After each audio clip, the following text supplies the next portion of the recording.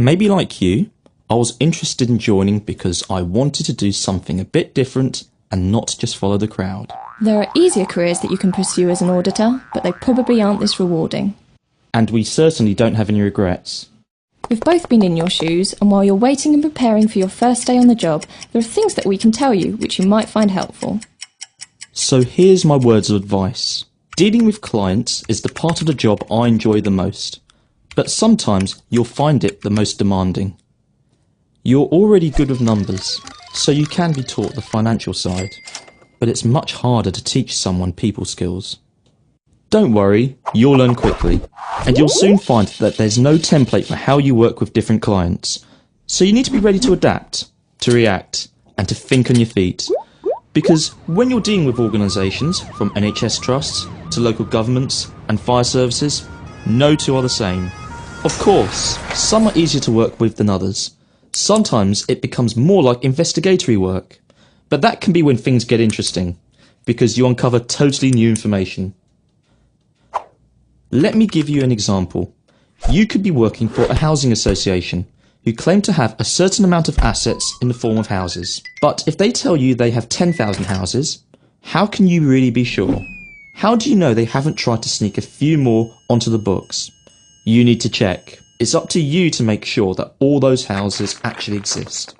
And that's where your investigation will begin. That's just one example. And depending on the sector you're working in, there are all kinds of intricacies and things you won't know when you start. But the technical team are always on hand to fill in any gaps in your knowledge. In fact, one thing that's really struck me from the start is that by talking to the people around you, you can always find a solution.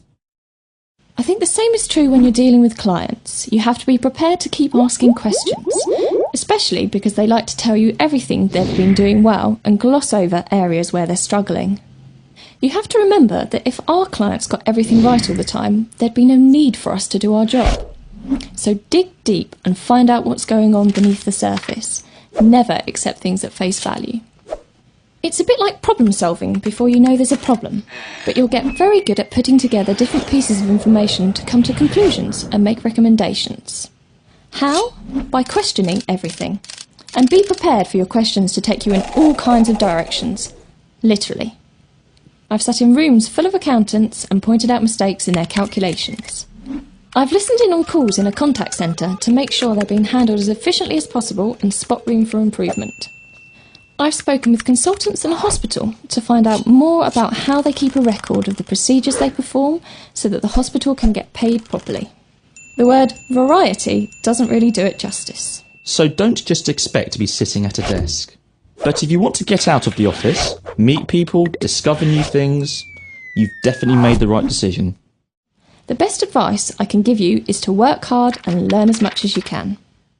If you do that, and you enjoy working with people, you'll go very far indeed.